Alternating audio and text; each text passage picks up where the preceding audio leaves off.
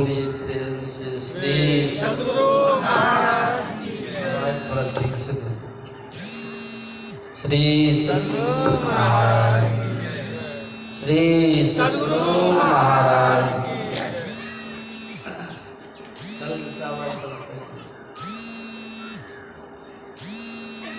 ध्येयं सदा परिभवनमभीष्टदोहम्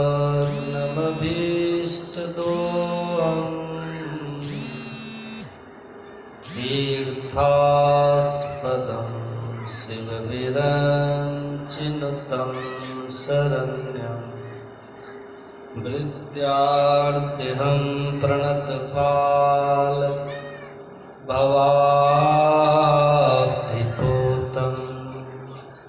वन्दे महापुरुष ते चरणारविन्दम्।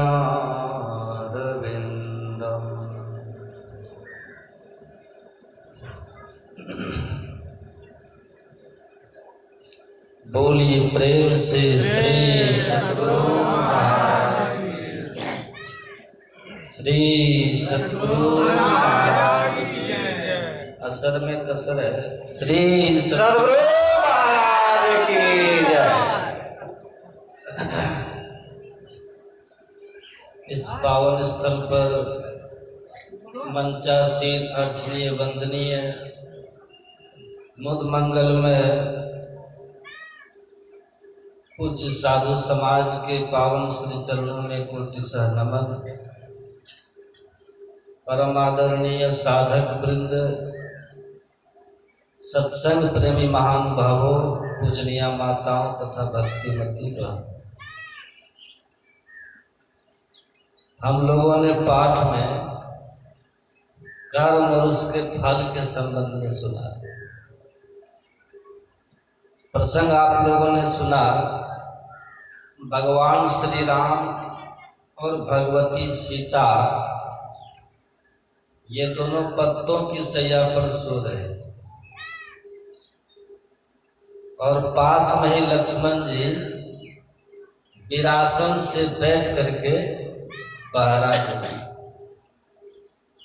और लक्ष्मण जी का साथ दे रहे हैं दो निषाद।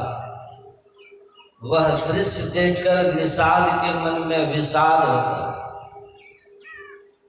और वो निषाद कहते हैं, कई कई नंदनी मंदमती कठिन कुटिल पनु किन्ह जहि रघुवीर जान की ही सुख अवसर दुख दिन। को निषाद कहते हैं, कैकेयी की कुमंत्रणा के कारण, कैकेयी की कुटिलता, उनकी कुटिल बुद्धि के कारण आज यहाँ दोनों राम और सीता को पत्तों की सैया पर सोना पड़ रहा है। ये बात सुनी है लक्ष्मण जी ने। लक्ष्मण जी ने गोनिषाद की बात का खंडन किया। लक्ष्मण जी कहते हैं, निषाद ऐसा मत को, कैकेयी माता को दोष मत दो। बोले लखन मधुर मृदु वाणी, ज्ञान वैराग भक्ति रस सानी। लक्ष्मण जी जो बोलते हैं मधुर बोलते हैं, और आप पूरे रामायण को पढ़ेंगे, लक्ष्मण जी मधुर कहीं बोले ही नहीं, एकमात्र इस स्थान को छोड़कर। एक यही वो स्थान है जहां लक्ष्मण जी के लिए है कि बोले लखन मधुर। मधुर मतलब मीठा, मृदु का मतलब कोमल। मीठा भी बोलते हैं और कोमल भी बोलते हैं। मीठा इसीलिए कि सुनने में अच्छा लगे, और कोमल इसीलिए कि किसी को चोट न लगे। तो मीठा भी बोलते हैं और कोमल भी बोलते हैं। तो लक्ष्मण जी में ये मधुरता और ये मिठास कहाँ से है? और सच पूछिएगा, ये प्रसंग ऐसा लगता है जैसे लक्ष्मण जी ने माता कैकेयी का पक्ष लिया। नहीं लगता? ऐसा नहीं लगता आपको? ऐसा मत कहो। और आप रामायण को पढ़िए। पढ़िए, वाल्मीकि रामायण पढ़िए। लक्ष्मण जी ने कितना कटु कटु कहा। जिस समय पता चला कि भगवान को वन मिला है और पिताश्री का आदेश है और माता कैकेयी का आदेश है, उस समय जो लक्ष्मण जी का विकराल रूप हुआ, उठा लिए धनुष बाण और भगवान से कहते हैं भैया आप वन मत जाइए, आप जाइए राज सिंहासन पर बैठिए और मैं अभी राजा दशरथ को उनकी बसवर्ती कैकेयी के सहित कैद करके जेल में डाल दूं। ऐसा कटु बोलते हैं पिता के लिए। भगवान बहुत कस के डांटे, लखन अरे जो विद्युत के समान क्षणिक है, चलायमान है, ये धन संपत्ति, ये पद प्रतिष्ठा, उसके लिए तुम देवतुल्य पिता का अनादर करोगे। बहुत कस के डांटा, बहुत कम बोलते हैं लक्ष्मण जी। लेकिन ये पहला स्थान है, ऐसा लगता है कि लक्ष्मण जी माता कैकेयी का पक्ष ले रहे। गोनिषाद तो भगवान के पक्ष से बोल रहे थे, गोनिषाद तो भगवान की तरफ से बोल रहे हैं, उनके तरफ से स्नेह दिखाते हुए, प्रेम दिखाते हुए गोनिषाद अपनापन अपना तो दिखाते हुए बोल रहे हैं। इनकी ज्यादा जो आज दुर्दशा है, इनके मूल में कैकेयी है, तो भगवान का तो पक्ष ले रहे हैं ना, और लक्ष्मण जी को समर्थन दे देना चाहिए कि नहीं? लेकिन नहीं देंगे। क्यों?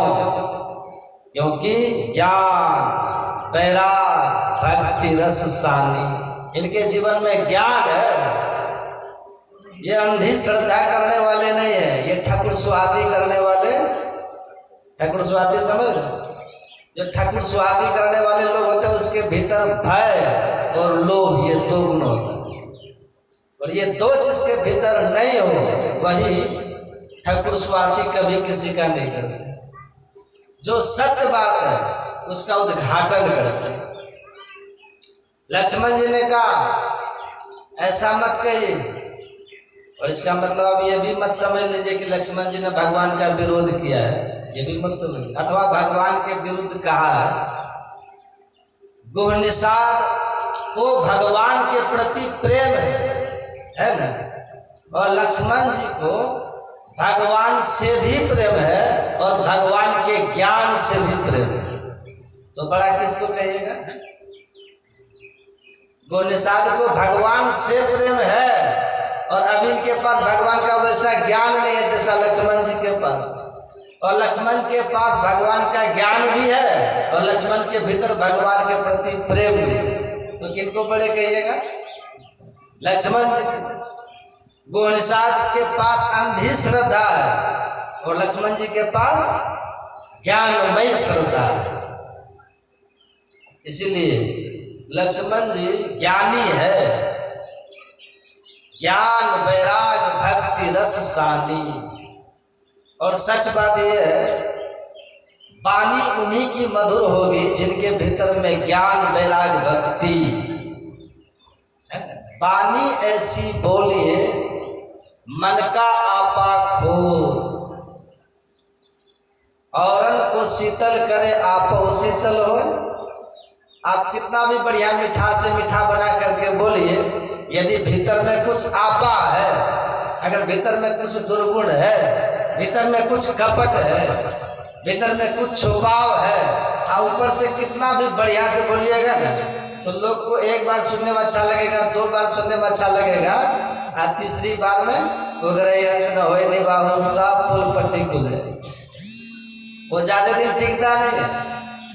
लेकिन जिनके भीतर में आपा खत्म हो चुका है, जिनके भीतर का दुर्गुण खत्म हो गया होता है, ज्ञान के द्वारा, भक्ति के द्वारा, वैराग्य के द्वारा, वो जो भी बोलेंगे, वो जैसा भी बोलेंगे, वो मधुर ही होगा और मृदु ही होगा। तो लक्ष्मण जी जो बोलते हैं, इनकी वाणी की मधुरता और मृदुता का मूल कारण क्या है? लक्ष्मण जी का ज्ञान, उनकी भक्ति और उनका वैराग्य। आनंद से सुनिए, सुनते नहीं माता जी? एक महात्मा जी प्रवचन कर रहे थे, उनका दाढ़ी बहुत बड़ा बड़ा था, है ना? यहाँ तो वैसा दाढ़ी नहीं है, बड़ी लंबी लंबी दाढ़ी वाले बाबा थे। अब वो कथा कर रहे थे, सब लोग प्रवचन सुन रहे थे, कोई इधर देख रहा है, कोई उधर देख रहा है। एक बूढ़ी माई आई, घूमते हुए आके आगे बैठ गई, बाबा का प्रवचन सुन रही है, उसके आंख से आंसू जा रहे हैं, बाबा भी गदगद है, गदगद गिरा नयन बह नीरा। सुन रही है परमात्मा की चर्चा सुनते हुए, जिनके आंखें हृदय श्रद्धा से भर जा, आंख प्रेम पूर्ण सुधारा बहा दे, तो समझिए वो भक्त परमात्मा के चरणों में अपना मन जोड़ दिया, उसकी भक्ति कबूल हो गई, स्वीकार हो रही है, ईश्वर ग्रहण करते। सत्संग करो मन तोड़, शरण संतन की, अंतर अभिलाषा लगी रहे चरणन की। संसार की बातों को भूल करके वक्ता को परमात्मा रस की वाणी बातों में अपनी वृत्ति को जोड़ दे और आनंद से सुनिए। ये सुनने का तरीका है।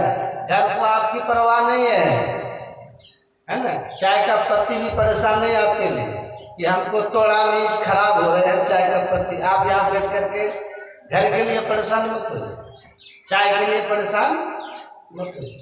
चाय को कोई परेशानी नहीं है आपके लिए, घर को कोई परेशानी नहीं है आपसे। उन सब को भूल जाइए। आज नहीं भूलिएगा, एक दिन तो भूलना ही है ना। आप अभी नहीं छोड़िएगा, एक दिन तो छोड़ना ही पड़ेगा, जान लें। इसलिए मन से छोड़ दीजिए। कर्तव्य भाव में जब तक दुनिया में है संभाल लिए, लेकिन मैनेजर की तरह मालिक मत बनिए। मालिक संपत्ति का जिस दिन बन गए उस दिन दुख का कारण बन जाए, क्योंकि मालिक जब छीनेंगे ना जमराज, मालिक बना। एक बात जान, मरने में कष्ट उसी को होता है जिसको संसार में बड़ी आसक्ति होती है, क्योंकि वो संसार जब छूटने लगता है ना, जमराज तन से जुदा जब करता है तो तन में है तो सब पर हक है ना आपका, मालिक बना तभी तक है। इस तन से जब निकल गए तो कौन इस तन को पूछता है? इसका कोई वैल्यू है? प्रेत प्रेत कह भागे, जा दिन मन पर छिड़ जे ता दिन तेरे तन तरवर के सबे पाप जड़े। कोई पूछेगा? कोई नहीं पूछेगा। कहेगा घर से काट सवेरे काढ़ो, भूत हुई घर खई है जा दिन मन पंछी। हमने देखा एक आदमी को, नौकरी करते थे, बहुत दिन भाड़े में रहे, बड़ा कुछ लोन लेकर के अपनी नौकरी पर मकान बनाया, खूब बढ़िया। 2-3 साल मकान का सुख लिया होगा और उसके बाद उनका शरीर छूट गया, किसी कारण से नौकरी में रहते शरीर छूट गया। उनका डेड बॉडी हॉस्पिटल से आया, पता आप लोग को, सारे रात उनको लोग वहां रखे थे जहां मोटरसाइकिल कार का गैरेज होता है, वहां रखे। हमने पूछा जिस कमरे में रहता था वही रखता था, सुबह ले आके यहाँ रखता? कहा नहीं, मरे हुए लोगों को घर में नहीं रखना चाहिए तो भूत हो जाता है। कमाल है, इतना मेहनत से जिस घर को बनाया, आज उस घर के गैरेज में उसको जगह दिया, इसलिए कि कहीं भूत बन के घर में न कब्जा कर, मर गया, हटो निकलो। जीवन भर मेहनत करके लोन लेकर के उस घर को बनाया, लेकिन उस घर में आपका हक कब तक था? जब तक तन में तुम थे। तन खत्म, सब खत्म। तो आसक्ति जिनकी जितनी गहरी होती है ना, उसको शरीर से निकलने में उतना कष्ट होता है, वो जल्दी निकलता नहीं। तब जमदूत उसको मुंगड़ी मारना शुरू करता है। मुंगड़ी मार के प्राण निकासक व्याघ्र बहुत शरीर। पुलिस आपको पकड़ने आए तो आप चलिए तो धक्का धुक्की करेगा, वो कहेगा चलिए, अब इधर उधर भागेगा, डंडा मारेगा कि नहीं मारेगा? वही होता। आप निकलने के लिए तैयार नहीं है, हम तैयार बैठे हैं, जमदूत कहेगा सर टाइम पूरा हो गया, चलना है। हम बोले चलो चलो, किधर से निकलना है, चलो चलते हैं। कौन सा इस दुनिया में बहुत अच्छे लोग हैं, यहाँ हम रहे और खुश हैं। अरे चलो, यहाँ भी वही वहां भी वही, हमारे लिए कोई सब बराबर। चलो तो क्यों मारेगा? हमको मारेगा। आप कहिएगा रुक जाइए, थोड़ा पोता को थोड़ा गोद में खिलाने दीजिए। अंतिम बार पोता का मुंह देखने कहेगा दिखाते हैं पोता का मुंह, 80 साल में देखा नहीं, मार डंडा खींच के इधर है, पोता नाती देखेगा, दिखाते हैं। जैसा पिटाई शुरू करता है जमदूत, आपको हाथ जोड़े वो पिटाई शुरू कर रहा है, वो निर्दयी है जमदूत। उसको तो ये भी डर नहीं है कि आपका यहाँ कोई मुख्यमंत्री से पहुंच है, फोन करवा दीजिएगा कि है मत मारो मेरा आदमी है, देख ले दो पोता को। वो जमदूत का पास उसके पास किसी का फोन ही नहीं है, वो आपके सीएम पीएम को भी खींच लेके चला जाए, है ना। तो वो क्या करेंगे, उनको खींच लेगा तो आप उसके नंबर में कहाँ फंसे। इसीलिए वो पीटता जाता है, उसके पास किसी का फोन नहीं है, किसी को उसको डर नहीं है। आप ठंडा आ जाइए, आप तब कहिएगा चलिए निकलते हैं, आराम से चल दो, नहीं मारेंगे। इसलिए आराम, अनासक्त जग में रहो भाई, मैनेजर बन के रहिएगा, चलो कोई बात है कि नहीं। मालिक बने की गए पिटाई शुरू, क्योंकि ना भयो जग काहू को कितनों को अपनों कियो। कहाँ है, अरे जिस घर में आपके बाबूजी थे वो घर आज आप रहते हैं, कल कोई आपका बेटा रहेगा, परसों पोता रहेगा। भैया धर्मशाला है, मालिक मत बनिए, राहगीर है, राही बन के रहिए। ब्रिज घर बनाने के लिए नहीं होता है, ब्रिज पार करने के लिए होता है। ये संसार क्या है, ये ब्रिज है, इस ब्रिज का उपयोग कीजिए। मनुष्य शरीर घर बना के मत बसिए दुनिया में, मोहित होके पछताइएगा, बहुत पछताइएगा। तो क्या कर रहे थे, प्रसंग कथा का चल रहा था, कथा सुनना चाहिए, सब कुछ भूल के सुनिए, मन लगाइए, दूसरी भक्ति है। ऐसा नहीं कि कथा सुन रहे हैं, आंख से नीर तो गिर रहा है पर वो किसी और कारण से। एक माता जी आके आगे बैठ गई, आंखों से आंसू बह रहे। तो बाबा ने पूछा, बाबा प्रसन्न है, क्या माई बहुत वर्षों से कथा में कर रहा था, लेकिन आप जैसे श्रोता आज पहली बार मिले। ऐसे श्रोता का दर्शन भी बड़े सौभाग्य की बात है। आहा, क्या आंखों से प्रेम का आंसू बह रहे ईश्वर की चर्चा सुन के। बूढ़ी माई बोली, बाबा ऐसी बात नहीं, मैं ईश्वर की चर्चा में सुन करके नहीं रो रही हूँ। तब कहा माई क्यों रो रही है, कहा बाबा एक बड़ा सा मेरा खस्सी था, बड़ा खस्सी था, उसकी दाढ़ी बड़ी बड़ी थी, 3-4 दिन से खस्सी गायब है। आज जब आप बोलते थे आपकी दाढ़ी हिलती थी, मुझे अपने बकरी की याद आती थी, खस्सी की अपने बकरे की याद आती थी, उसी की दाढ़ी इसी तरह हिलती थी, मैं उस बकरे को याद कर करके रो रहे थे। आपके कथा में तो हमारा ध्यान ही नहीं, हमारा तो दाढ़ी में ध्यान था। अब आप हंस लीजिए, आप थोड़ा है कि नहीं, हंस लीजिए, डिप्रेशन खत्म होता है कि नहीं। सत्संग में ताकत है ना, 2-4 दिन सत्संग ध्यान से सुनिएगा, डिप्रेशन से बाहर निकल जाएगा। ध्यान करने लगिएगा, डिप्रेशन सटेगा। दवाई खाते हैं डिप्रेशन दूर करने, तनाव दूर करने के लिए, नींद के लिए, कालांतर में साइड इफेक्ट करके और बीमारी पैदा करता है, दिमाग खराब है। सत्संग सुनिए, आप बैठ करके ध्यान कीजिए, डिप्रेशन आपको दे करके भाग खड़ा सटेगा नहीं आपके पास। एक आदमी कहता था बाबा बहुत परेशान रहते हैं, नींदे नहीं आती। हमने कहा ध्यान कीजिए ना, तो कहा कि अच्छा सिखा दीजिए, ध्यान करने के लिए बता दिए। और वो ध्यान में बैठता था, खर्राटा शुरू, 10 मिनट में, 10 मिनट के बाद उपकार मारता था। हम बोले क्या हो गया महाराज, आप तो ध्यान में सो जाते हैं। कहा बाबा जब ध्यान करने बैठते हैं नींद आ जाती है। हम बोले 5-10 मिनट होता है ना, बोला 5-7 मिनट होते होते नींद आ जाती है। तो बोले बस फिर 10 मिनट होगा, फिर 15 मिनट होगा, इस तरह ध्यान बढ़ेगा। अब बाद में ध्यान का रस जब बनेगा ना, तो डिप्रेशन हवा में उड़ जाएगा। अब फिर ध्यान भी घंटा कीजिएगा, और आराम से जब सोने का समय आएगा तो नींद में भी चले जाओगे। ध्यान है भाई, इसका बहुत पावर है, इसमें बहुत पावर है ध्यान में। छोटे मोटे अचड़ा कचड़ा बीमारी जो है, ये सब नहीं सटेंगे आपको। नहीं तो बहुत तरह की बीमारी आपको बेवजह परेशान करती रहेगी। एक छोटी सी बात बहू बोल दी या सास बोल दी, परेशान हो जाएगी, है कि नहीं?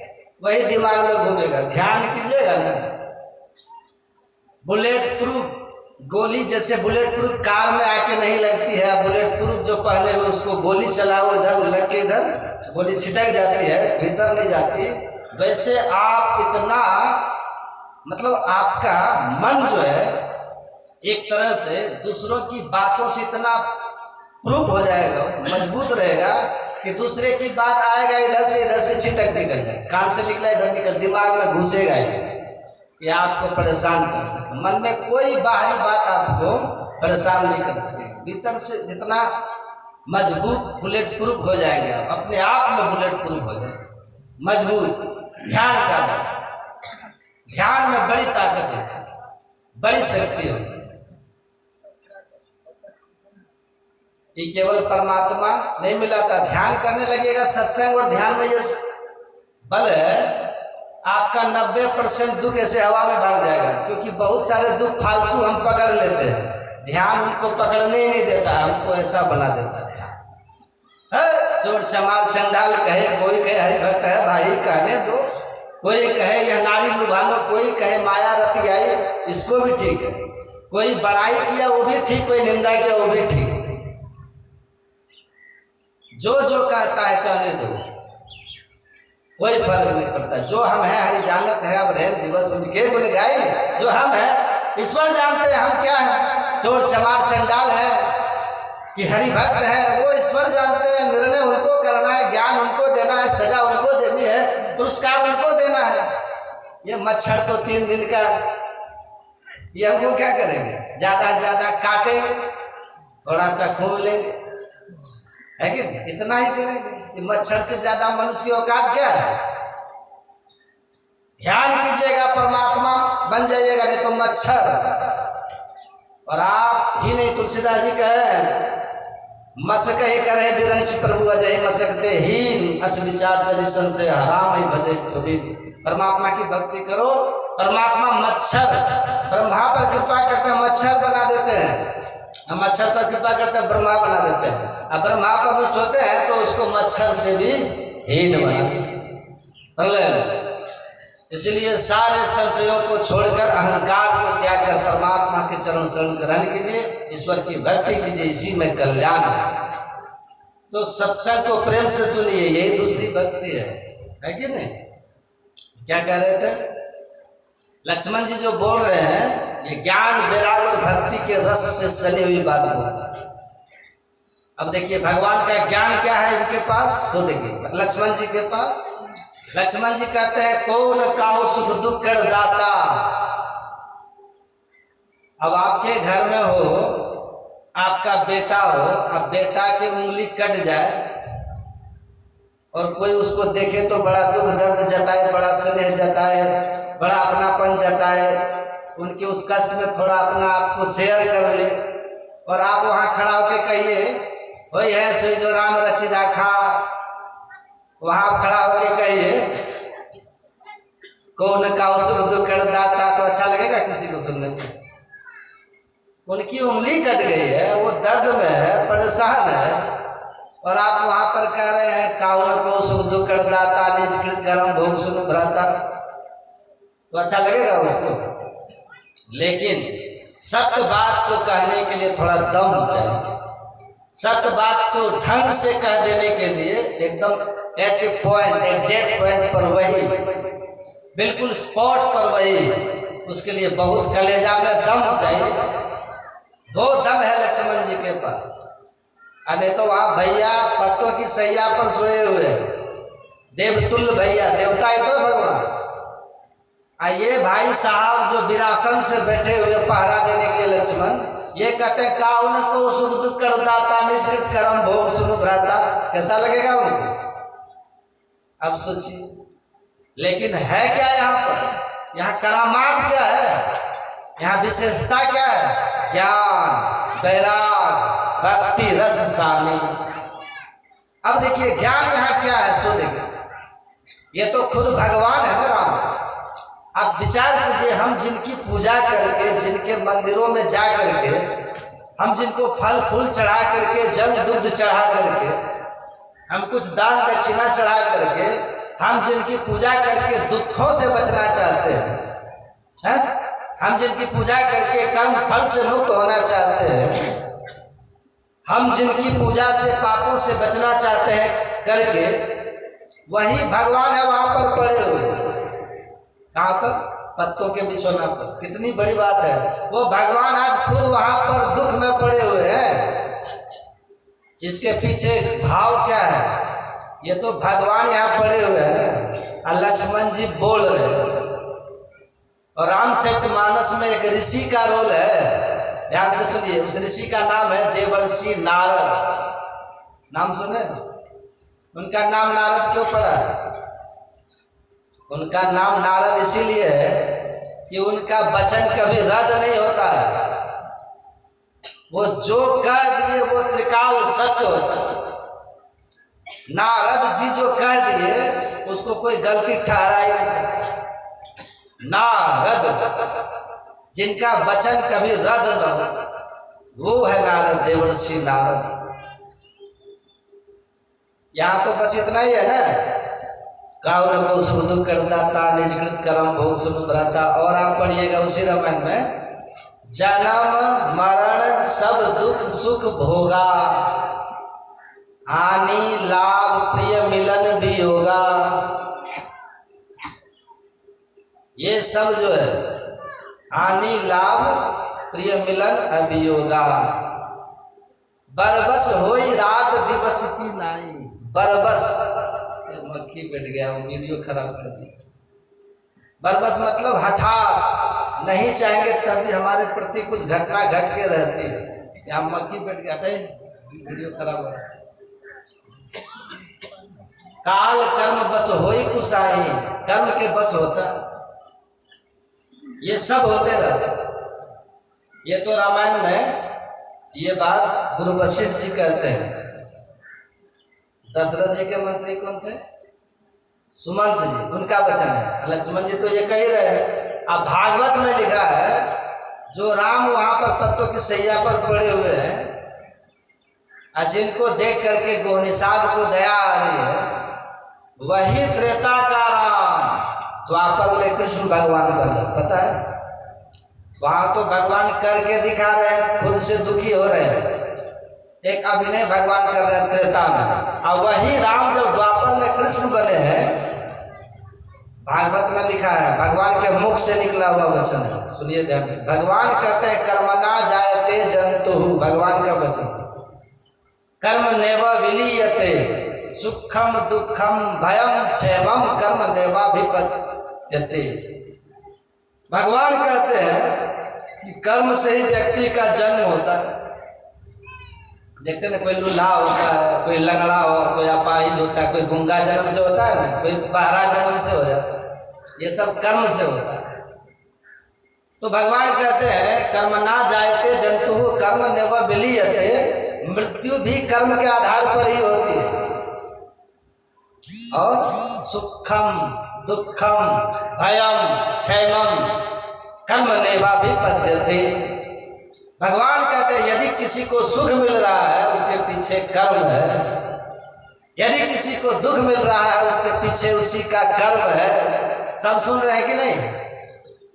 सब इधर देखिए, हमको पटपटा गए सब। कोई घुटना की तकिया बना लिए, पड़े। किसी को सुख मिल रहा है, आप यदि ऐसे सुनिएगा ना तो फिर संत मत के ज्ञान को आप सुन तो लीजिएगा, सत्संग में भाग भी ले लिए, और उधर कोई चर्चा करने वाला जब आएगा तो कहेगा कि सब कुछ खाओ पियो, सब कुछ खाओ पियो, जब जो मन करे सो करो, और 3 बार भगवान को जगा दो कल्याण। तो आप कहिएगा तो वही सस्ता वही चलो, है कि? जो सोना छाप सत्संग सुनते हैं ना, जो सोते हैं वही भटकता है उधर से। इसलिए सत्संग में बड़ा सावधान, सीधा भगवान का वचन। भगवान कहते हैं, यदि आज किसी को दुख मिल रहा है जीवन में तो समझ लीजिए वो उसी के अपने कर्म का फल है। यदि किसी को सुख मिल रहा है जीवन में तो समझ लीजिए उसी के कर्म का फल है। यदि कोई बहुत डर रहा है, डरपोक बना हुआ है, बड़ा भयभीत रहता है, तो उसी के कर्म का फल है। यदि आप किसी को देखिए कि बड़ा मंगलमय उसका जीवन है, बड़ा सुखद उनका जीवन है, उनका जीवन बड़ा कृत्य है, तो समझ लीजिए वो भी उसी के कर्म का फल है। ये सब के सब यही बात करते हैं, यही सूत्र है, सिद्धांत है, ये भोगना पड़ता है। और देवर्षि नारद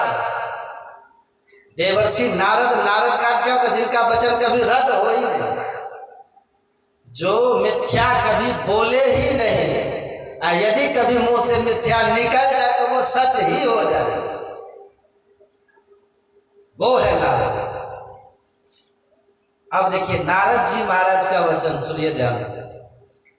रामायण में कह मुनीस वही नारद जी, ये पार्वती के पिताजी से कह रहे हैं, हिमवान है ना उनके पिताजी, पार्वती माता के पिताजी हिमवान, उनसे कह रहे नारद जी, कह मुनीस हिमवंत सुनो, जो विधि लिखा लीलार समझ रहे?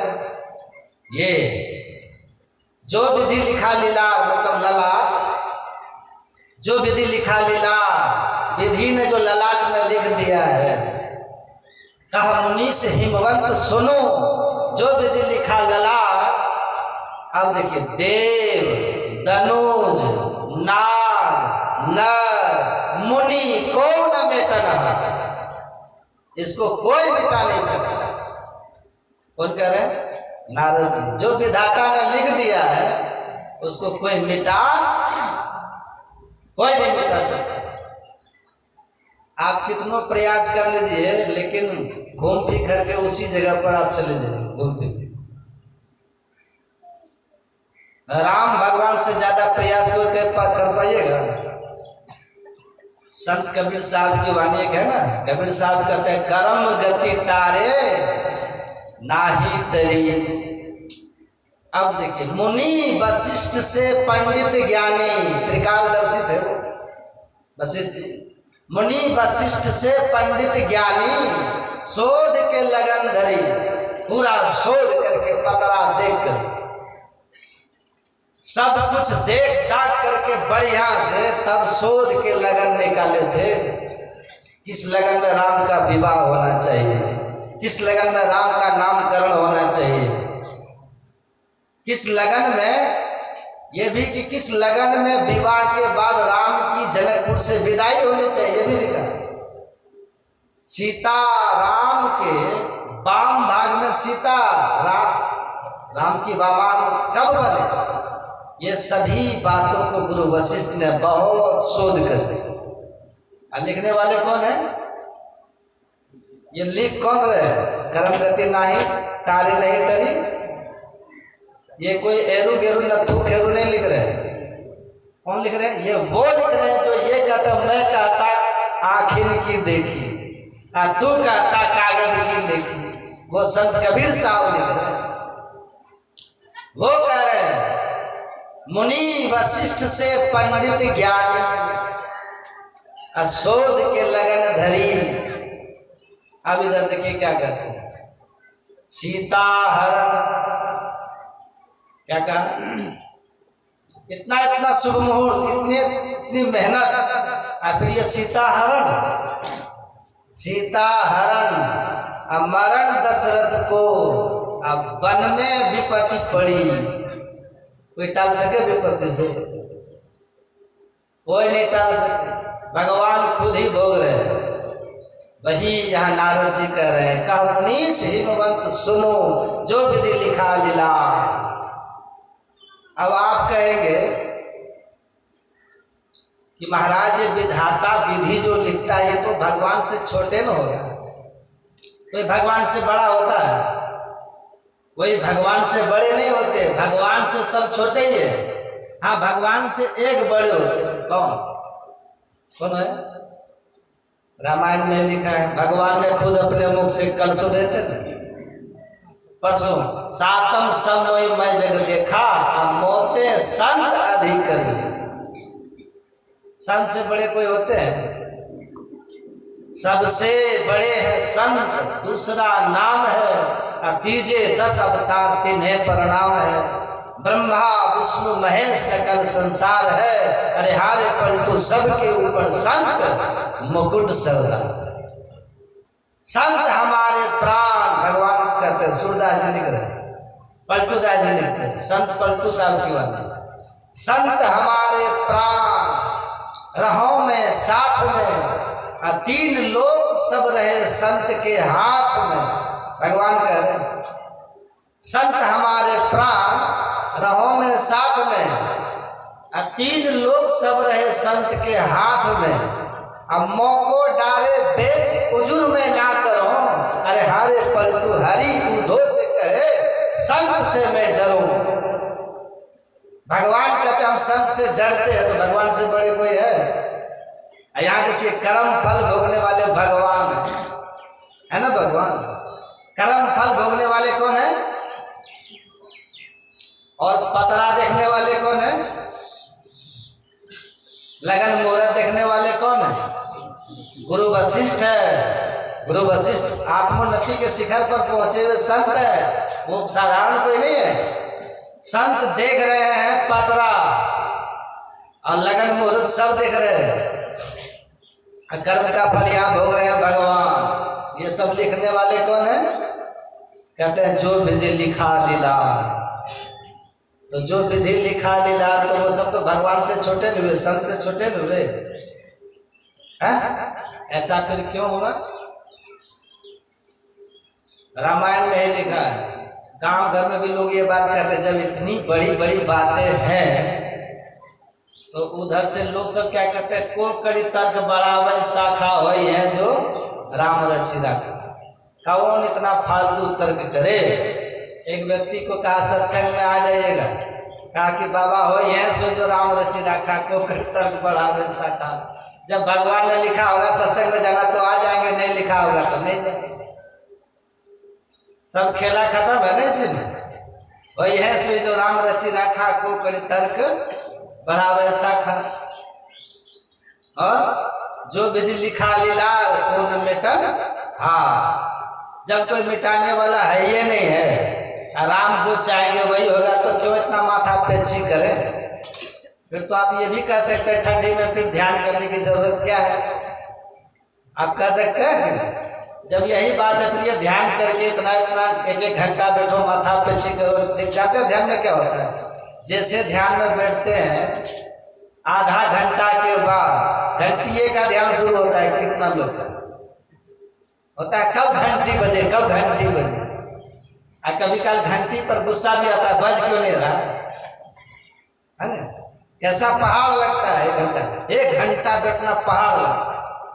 तो जब यही बात है, वही है से जो राम रचि रखा, को कड़ी तर्क बढ़ावे शाखा, तो फिर क्या जरूरत है? अध कचरा ज्ञान में सही होता है, अधूरा ज्ञान में यही सब होता है। आप खूब बढ़िया से पढ़िए, रामायण पढ़िए बढ़िया से। भगवान सबसे बड़े हैं, है कि नहीं? और संत उनसे भी बड़े हैं। और आपको पता है ना, जो विधान बन जाता है वो सब पर लागू होता है कि नहीं? जो नियम बने तो नियम सबको न लागू होगा। जो भारत का नियम है, क्या प्रधानमंत्री पर लागू नहीं होगा? नियम वही लोग बनाएंगे, पर लागू उन पर भी होगा, सब पर न लागू होगा। ऐसे ही जो नियम बनाने वाले हैं, देखिए ये तो ठीक है, वही है सो जो राम रचि रखा, को कड़ी तर्क बढ़ावे शाखा। ये बात तो सच है कि भगवान जो चाहेंगे वही होगा। लेकिन कभी आपने ये सोचा है कि भगवान चाहेंगे क्या? कभी सोचे? यही तो समझने वाली बात है। वही है सोई जो राम रचि रखा। तो राम ने क्या रच करके रखा है? भगवान ने क्या रच करके रखा है? विधाता ने क्या लिखा है ललाट में? राम ने क्या रच करके रखा है? एक सवाल है ना, होता हो सकता है कि नहीं? तो भगवान ने क्या रचा? रामायण में लिखा हुआ है। ध्यान से सुन रहे क्या? वो दर्द कर रहे क्या? रामायण में लिखा है, कर्म प्रधान। कहाँ लिखा है बात? सबको याद हो गया? क्या आगे क्या है? कर्म प्रधान विश्व रची राखा, जो जस करे सो तस फल चाखा। यही सूत्र है। राम क्या रचते हैं? भगवान क्या चाहते हैं? भगवान वही चाहते हैं जो हम कर्म करते हैं।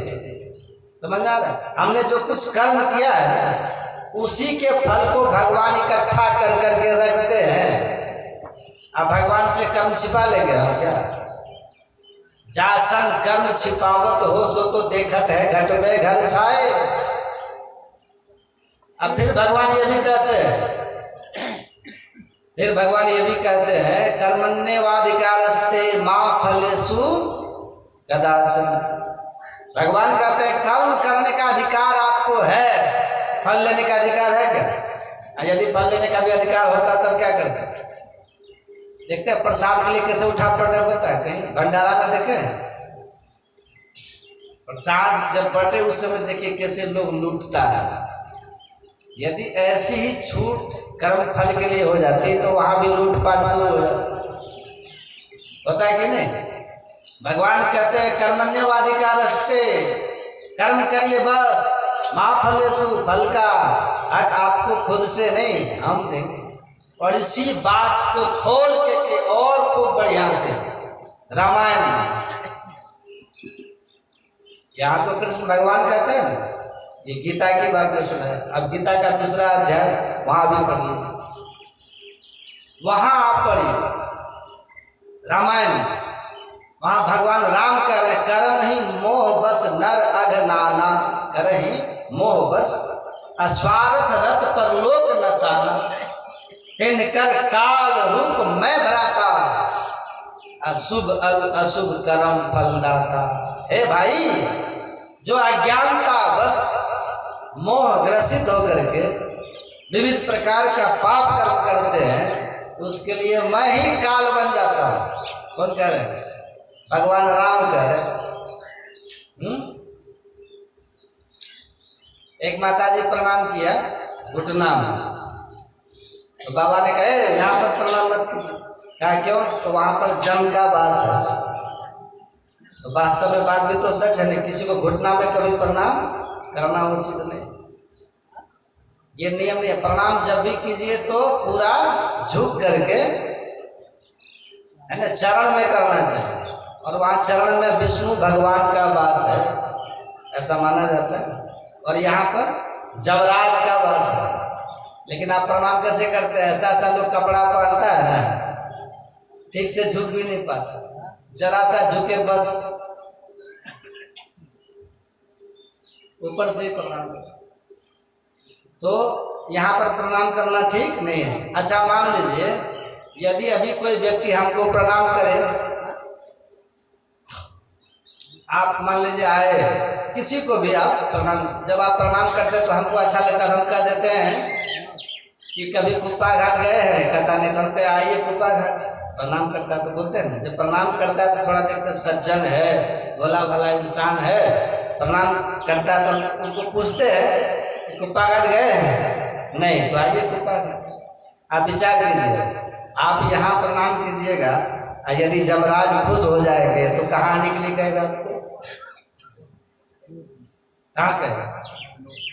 भंडारा के ना बुलाएगा। यहाँ प्रणाम करना उचित है नहीं, इसलिए प्रणाम कहाँ कीजिए? जब भी कीजिए किसी को प्रणाम, किसी को भी तो पूरा झुक करके नहीं करना चाहिए। ये बात अलग है, लेकिन ये भी बात सच है, भगवान कहते हैं काल भी मैं ही बनता हूँ और यम भी भगवान का ही एक रूप है। तभी तो कहते हैं महर्षि यम, सत्संग योग में यह है ना कठोपनिषद, ये किसका है? यमराज का ही है। यमराज ने ही नचिकेता को कहा, वही कठोपनिषद है। तो वही भगवान कहते हैं जो व्यक्ति अज्ञानता बस मोह में पड़ करके तरह तरह के विविध प्रकार के पाप कर्म में लीन रहते हैं, पाप कर्म करते हैं, तो भगवान कहते हैं उसके लिए मैं ही काल बन जाता हूं। और मैं ही काल बन करके, अच्छा काल का अर्थ क्या होता है? बोलिए। समय। सुमंत जी क्या कहते हैं, काल कर्म बस होई गोसाई। है गोसाई, ये जो कुछ हो रहा है ना जीवन में, ये काल के बस और कर्म के बस हो रहा है। तो भगवान कहते हैं मैं ही काल भी बन जाता हूँ और फिर शुभ और अशुभ कर्म फल दाता, फिर मैं ही शुभ और अशुभ जो भी कर्म का फल है उसको मैं ही देता हूँ। अब बताइए, जहां पर भगवान है वहां किसी का आनाकानी चलेगा? हम नहीं लेंगे ऐसा कोई कहेगा? लेना ही पड़ेगा आपको। देने वाले इतने समर्थ है कि भीष्म पितामह को रो रो करके लेना पड़ा था। आपको पता है ना, बड़े बड़ों को लेना पड़ता है, चूंकि देने वाले बारीक बड़े समर्थ है। काल कोटि सत सरस्वती दुस्तर दुर्ग दुरंत, राम नहीं गर भूपाला भुवनेश्वर कालो कर काला। ऐसे भगवान समर्थ जब कर्म फल देने के लिए आते हैं, वहां कोई कह दे कि हमको नहीं चाहिए, ऐसा चलेगा? यदि छूट दे दे तो वहां लूटपाट शुरू हो जाएगा कि नहीं? इसी बात को वेद व्यास जी महाराज ने लिख दिया। वेद व्यास जी लिखते हैं, पुण्य फल मिच्छन्ति पुण्य मिच्छन्ति मानवाः, पाप फल न मिच्छन्ति पापम कुर्वन्ति यत्नतः। हम मनुष्य कैसे हैं? हम मनुष्य, वेद व्यास लिखते हैं, जो मनुष्य है ना, ये मनुष्य से पुण्य का फल चाहता है पर पुण्य करना नहीं चाहता, और ये पाप का फल चाहते नहीं है, और रात दिन ये यत्न पूर्वक प्रयत्न पूर्वक पाप कर्म में ही लगे रहते। तो इसका निराकरण बस भगवान देते हैं कि सावधान, वहां पर मैं ही आऊंगा फल लेकर के आपके पास, और उस समय आपको भोगना पड़ेगा। मोबाइल में उस समय कहिएगा नहीं, तब चलेगा। वही यहाँ पर नारद जी कहते हैं, काहुन को मेटना, भगवान के सामने भला किसी का चलेगा? वहां तो भोगना ही पड़ेगा। इन सब बातों को सुन करके, समझ करके, पढ़ करके ऐसा मन में होना चाहिए कि नहीं, हमको कर्म करने में सतर्क हो जाना चाहिए, है ना? बहुत सावधान होकर के हम कर्म करें, बहुत सावधान होकर के, बहुत सतर्क होकर के, डरते हुए, कभी हमसे पाप कर्म न हो जाए, डरना चाहिए। हमारे गुरु महाराज जी तो कहते थे, कभी झूठ मत बोली, कहते थे, क्योंकि झूठ सबसे बड़ा पाप है।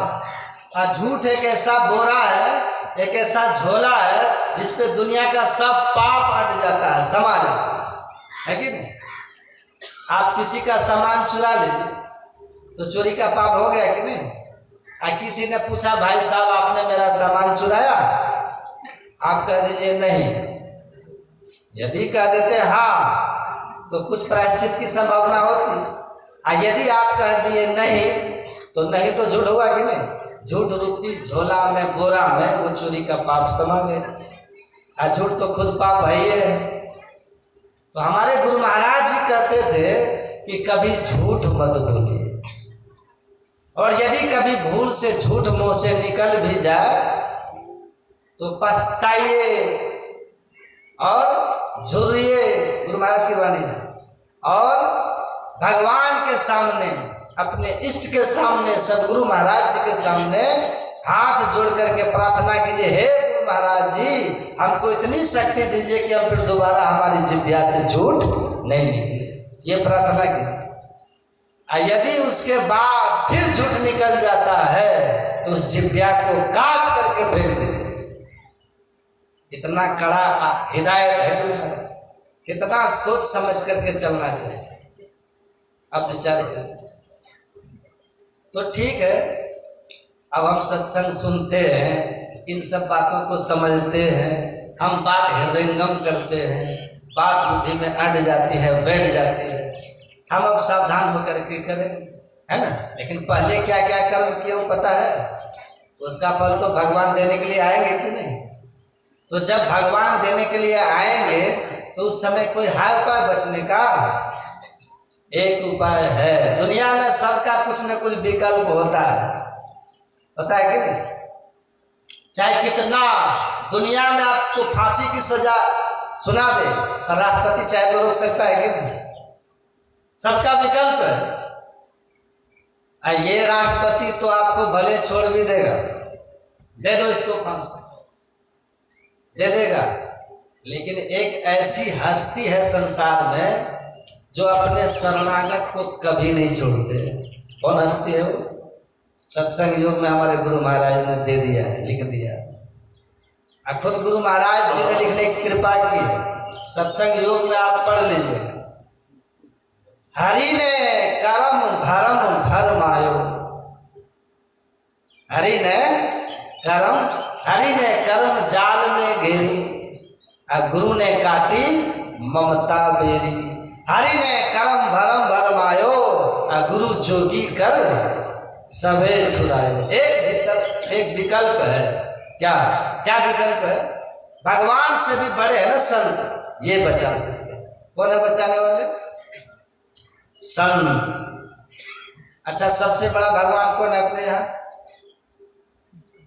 विष्णु भगवान है ना, सबसे बड़े।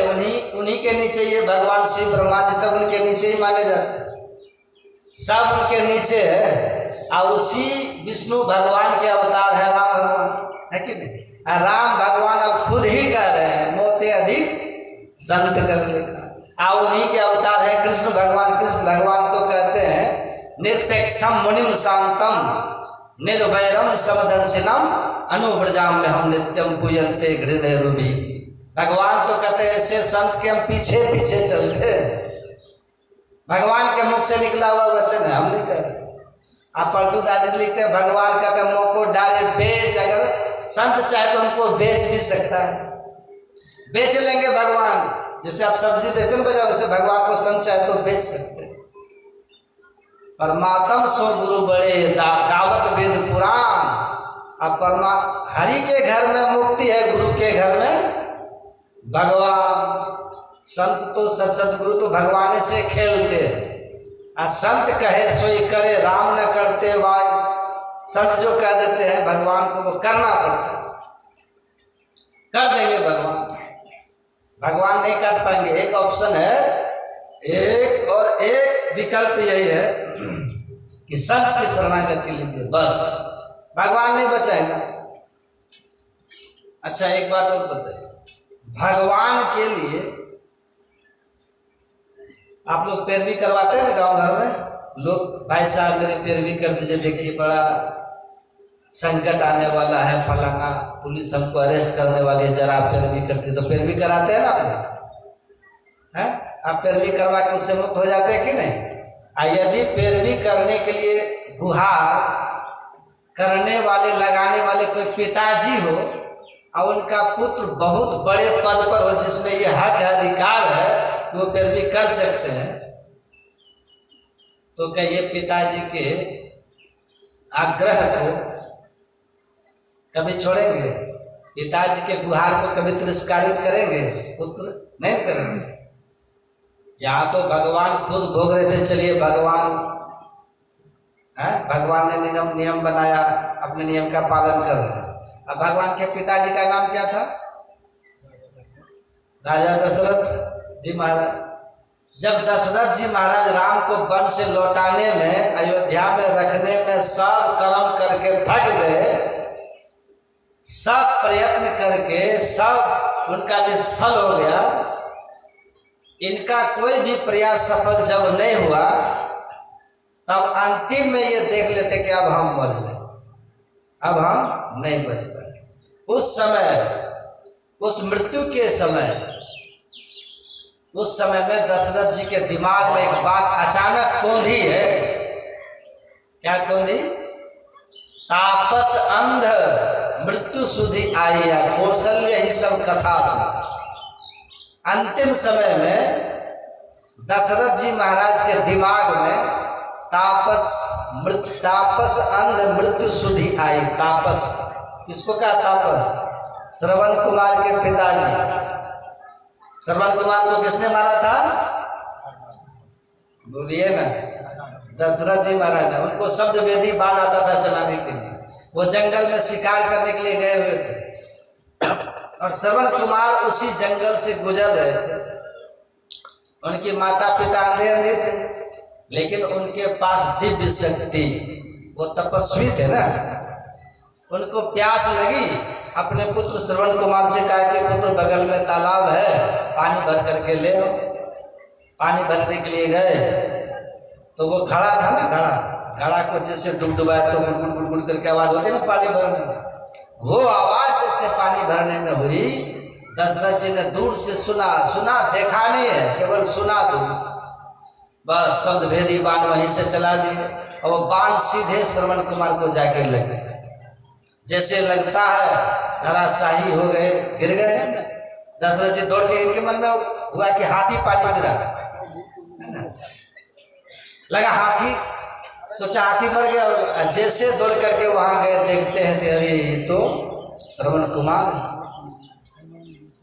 देखिए बड़े दुखी हुए। श्रवण कुमार ने कहा कि राजन आप यहाँ क्या आपको देख रहे हैं, वहां पर मेरे अंधे माता पिता पानी के लिए दुखी हो रहे, आप पानी भरिए, जाके पानी को पिला दीजिए, हम तो मर ही रहे। दशरथ जी वही पानी लेते हैं, घड़ा में भर करके और उनके माता पिता के पास जाते हैं, सामने में उनके शरीर में सटा करके पानी रख दिए, कुछ बोलते नहीं डर के। अब वो उनके पिताजी कहते बेटा तुम कुछ बोल नहीं रहा, इतना विलंब क्यों आने में हो गया, अभी डर के मारे कुछ बोल नहीं रहे। जब कई बार कहा है कि बोलता क्यों नहीं, बोलो, नहीं बोलोगे तो हम पानी नहीं पिएंगे। तब आखिरकार दशरथ जी कहते हैं आप क्षमा कीजिएगा, माफ कीजिएगा, मैं आपका पुत्र श्रवण कुमार नहीं, वो भूल से मेरी बाण से मारा गया। अब जैसे सुना कि आपका पुत्र मेरे बाण से मारा गया, बेचारे के संदेह माता पिता का क्या हाल हुआ, बहुत विकल हो गए, तड़पने लगे और तड़प तड़प करके वो मरने के समय कह दिया कि राजा जिस तरह से मैं अपने पुत्र के वियोग में मर रहा हूं, इसी तरह से तू भी अपने पुत्र के वियोग में मर। वही यहाँ याद आया दशरथ जी को, तापस मृत्यु अंध सुधि आई, आ कौशल्य ही सब कथा सुनाई। अब पुत्र कौन है, भगवान राम है, जिन्होंने नियम बनाया है। वो नियम में हेर फेर कर सकते थे कि नहीं, कर सकते थे, लेकिन नियम के अधीन ही तो है। भगवान ने नहीं बचाया दशरथ जी को, अब विचार करें, नहीं बचाया, आपको बचाएंगे। एक विकल्प है, क्या विकल्प है, पलटू लिखा नसीब का, संत देते हैं फेर। ये बात जो मेरी अन्नमत संप्रदाय के लोग सुन रहा होगा ना, मेरे ऊपर क्रोध आता होगा, कहाँ का ये बाबा आया, ये भगवान को फेल कर दिया और संत को पास कर रहा है। आप तो संत मत के लोग, आप समझ रहे हैं, ये तो गुरु महाराज की कृपा है। पलटू लिखा नसीब का, संत देते हैं फेर, साच नहीं दिल आपना, ताते लगी दे। अब गुरु महाराज का वचन सुनिए पदावली से।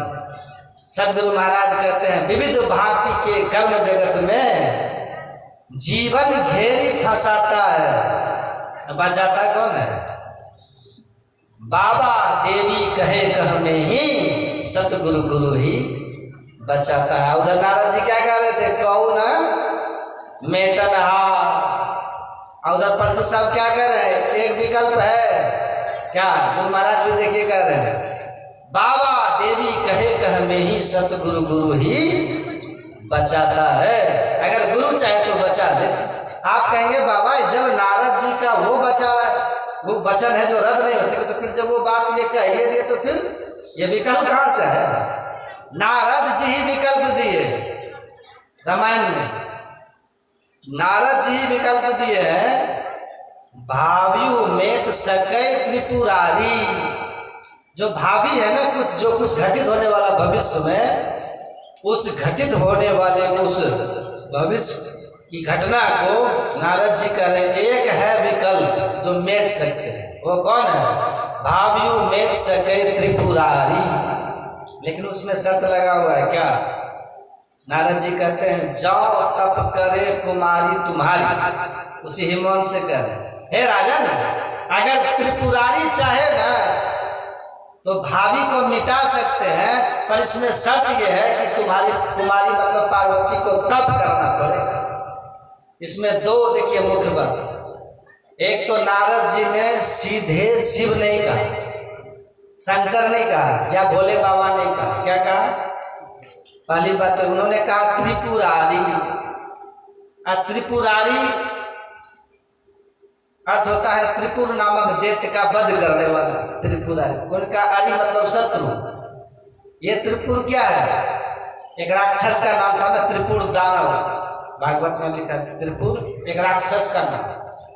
लेकिन आप पढ़िएगा, किसी भी कथा का तात्पर्य होता है, किसी भी कथा का सार, उसका रहस्य होता है, उसका मर्म होता है, किसी भी कथा। ये वास्तव में ये त्रिपुर क्या है? त्रिपुर का अर्थ होता है तीन पुर। तीनों पुर का जो दहन कर दे वही होता है त्रिपुरारी। ये तीन पुर कौन सब है? पहला गिनिएगा, हम कथाकार भी हैं, हम कथा भी करते हैं और हम संत मत के अनुकूल भी कथा करते हैं। भले लोग कथा का विरोध करें, और जो कथा हम करते हैं वेद व्यास जी की वाणी संतवाणी है, संतवाणी की हम परक व्याख्या करते हैं। वो कलश वाला कथा नहीं कि कलश यात्रा निकालो, खूब नाच गान करो, हवन कुंड बनाओ, वो सब नहीं, वो सब नहीं कहते हैं। वो कथा हम करेंगे जो उस तरह से कथा करेंगे जिस तरह से सुखदेव जी ने किया था। सुखदेव जी कलश यात्रा निकाले थे, कभी हवन कुंड बनाया था, कोई झांकी निकलवाए थे उन्होंने, वो कथा सुनाते। तो सब कथा का तात्पर्य होता है, सुनिएगा ध्यान से। पहला देखिए, पहला एक नंबर का अंधकार। क्या है? अंधकार। और दूसरा नंबर का क्या है?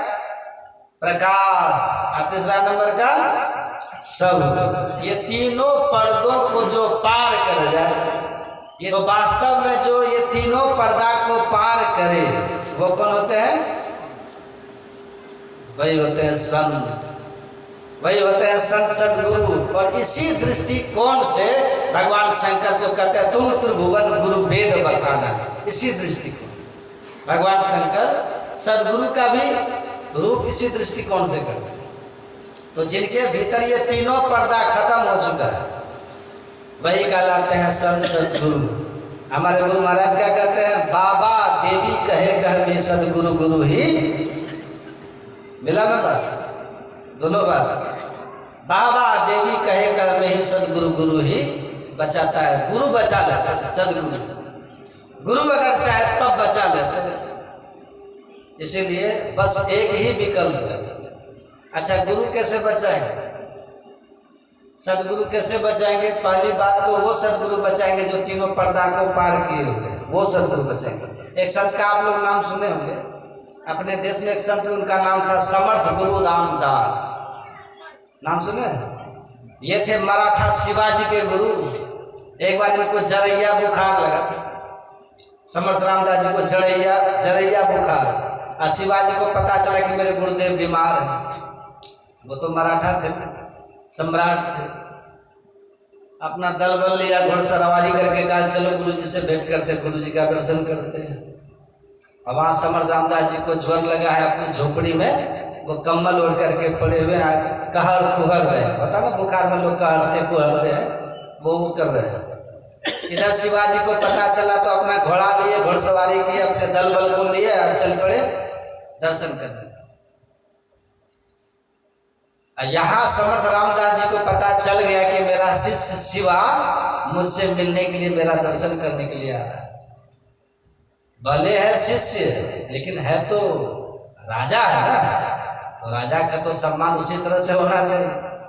अब देखिए, समर्थ रामदास जी खुद से गए और आश्रम के गेट पर खड़े हैं। कहाँ? उधर से शिवाजी आ रहे, उनके सम्मान में खुद से खड़े हैं समर्थ रामदास। उधर से शिवाजी चले आ रहे। जब आश्रम के करीब आए तो देखा कि गुरुजी तो वहां खड़े हैं गेट पर। शिवाजी आए, घोड़ा से उतरे, साष्टांग प्रणाम किए समर्थ रामदास। तब हाथ जोड़ते हुए कहते गुरुदेव मैंने सुना था कि आप बीमार हैं, आपको बुखार लगा, लेकिन आप तो सब स्वस्थ दिख रहे हैं, कहाँ आपको बुखार है? किसी ने झूठ तो नहीं कर दिया? समर्थ रामदास जी मुस्कुराए, कहा चलो मेरे साथ पता चलेगा। आगे आगे शिवाजी, समर्थ गुरु रामदास जी चले जा रहे हैं और पीछे पीछे शिवाजी चले जा रहे हैं। चलते चलते झोपड़ी के पास गए, झोपड़ी के अंदर घुसे तो झोपड़ी के अंदर में देखते वहां खटिया पड़ी है, खटिया, खटिया पर कम्बल कुदक रहा है, कम्बल कांप रहा है, कम्बल कुदक रहा है। तो शिवाजी कहते गुरुदेव ये क्या है? कहते वही बुखार है, वही। तो शिवाजी कहते कम्बल को भी बुखार लगता है?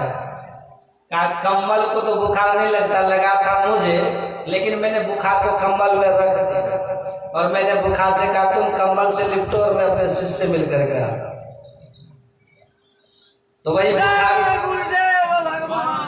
तो ये मर्जी है संतों की, ये उनका अपना जो 3 पर्दा को खत्म करे ना, कर्म का फल देह पर आएगा, लेकिन असर अपने सदगुरु महाराज जी को एक फुंसी हो गई थी यहाँ, बड़ा लाल लाल टाटने वाली फुंसी, देखे कभी कभी जो फुंसी होती है शरीर में, उसमें जब रक्त भरता है एकदम लाल हो जाता है, टहकता है ना, टनक होता है।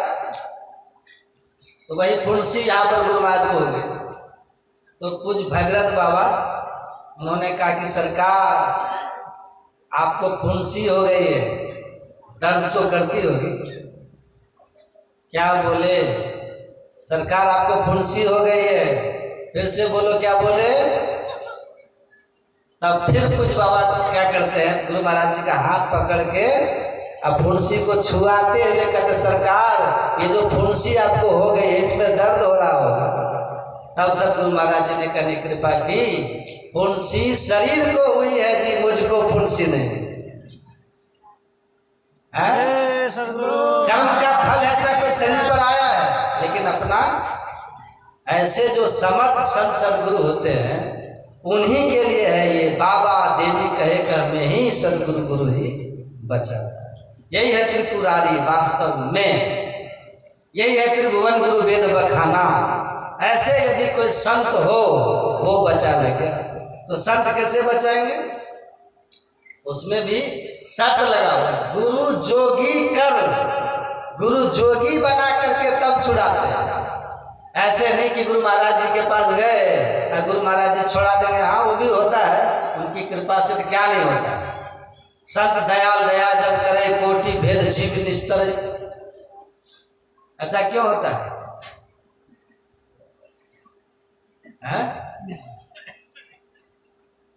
तुरंत मिटा देंगे, क्यों? राम को मना करने की ताकत नहीं है। संत जो कह दे, संत की वो हस्ती होती है, संत का वो व्यक्तित्व होता है।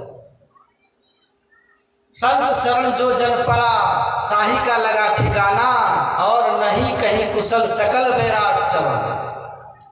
संत शरण जो जन पड़े तेजन उधरन हार, संत की निंदा नानका बहुरी बहुरी अवतार। संत वो हस्ती होते हैं, संत का वो व्यक्तित्व होता है कि भगवान भी वहां हाथ जोड़े खड़े रहते, कहिए क्या आपका आज्ञा का पालन करें। वहां पर लक्ष्मी जी घूंघट ताने रहती है। वहां इस बड़े बड़े दरबार में इंद्र है कोटि तहां भरे पानी, वहां इंद्र भी पानी भरता है। हिंगला देवी का नाम सुने? हिंगला देवी गुरु नानक देव जी महाराज के समधी का नाम क्या था? उनके शिष्य थे अंगद देव जी महाराज, और अंगद देव के समधी का नाम क्या था? अमरदास। और अमरदास का पुत्र अंगद देव के पुत्री की शादी हुई, विवाह हुआ, और अंगद देव की पुत्री जब गई ना ससुराल तो वहां पर भजन गाती थी, बहुत अच्छा लगता था अमरदास जी को। तो उनको जाना था हिंगला देवी की पूजा करने के लिए। तो रात्रि में अंगद देव जी के यहाँ ठहर गए झोपड़ी में। और जब ठहर गए रात्रि में, मध्य रात्रि में जब इनकी नींद टूटी, आंखें खुली तो देखता आंगन में एक कोई जात एकदम देवी, एक कोई प्रकाश पुण्य देवी हाथ में झाड़ू लेकर के झाड़ू लगा आश्रम में।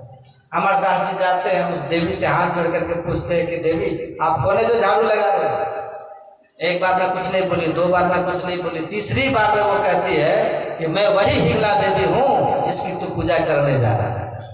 यहाँ बड़े बड़े दरबार में देवी देवता झाड़ू लगाते हैं, यही हस्ती है संत। बस संत के पास हमको करना क्या है? आज्ञा समन सुसाहिब सेवा। अब देखिए त्रिभुवन गुरु क्या कर रहे हैं, ये कि कर्म फल से बचना है तो बस एक बार बता रहे हैं, क्या कहते हैं?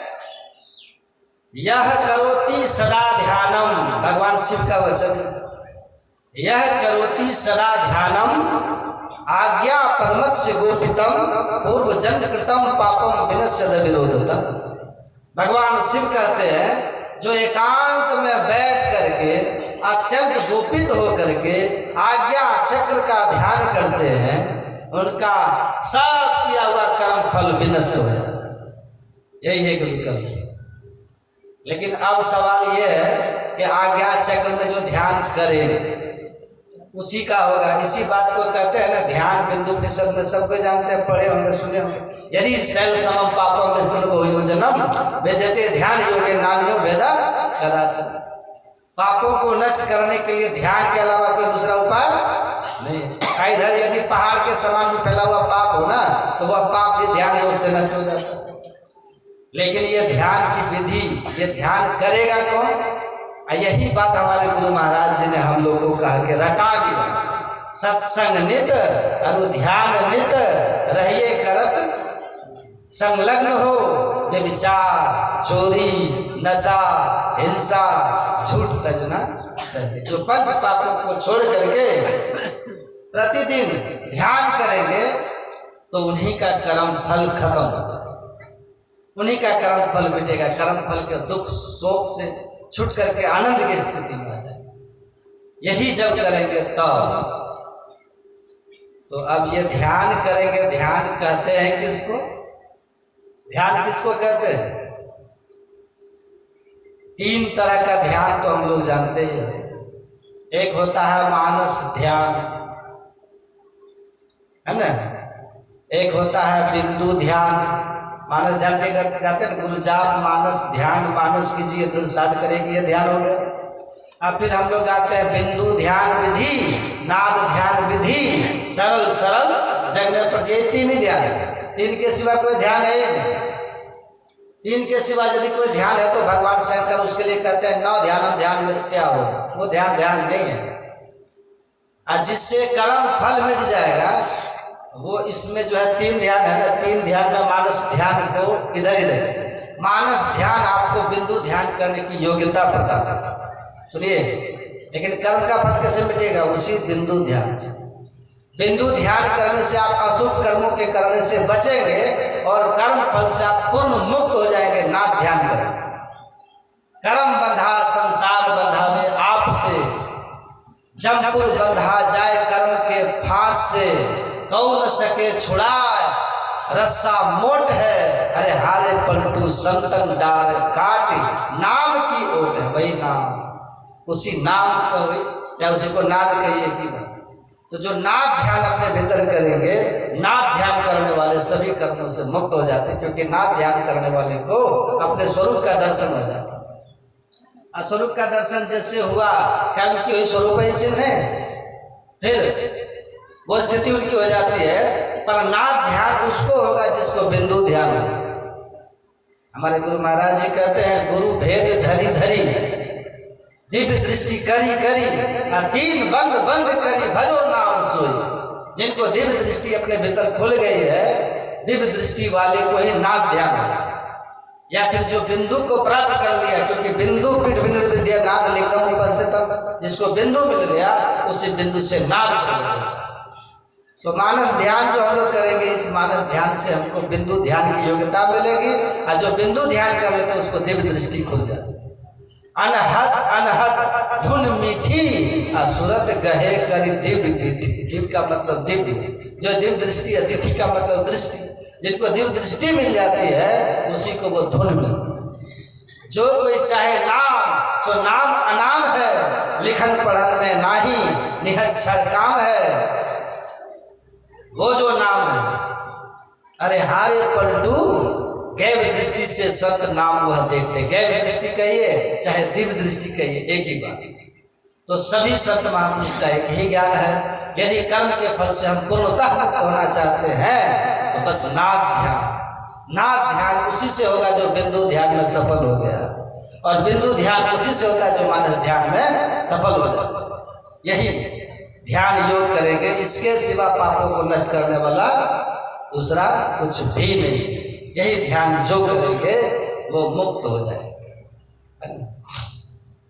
तो अब कितना समय हो गया? गुरु कीर्तन भी है। हाँ, गुरु कीर्तन भी। बोलिए प्रेम से श्री सद्गुरु महाराज। इतना ही कह करके, और अभी गुरु कीर्तन होगा, सब ताली बजा बजा के गुरु कीर्तन कीजिएगा, बड़ा अच्छा लगेगा। बोलिए प्रेम से श्री सद्गुरु महाराज।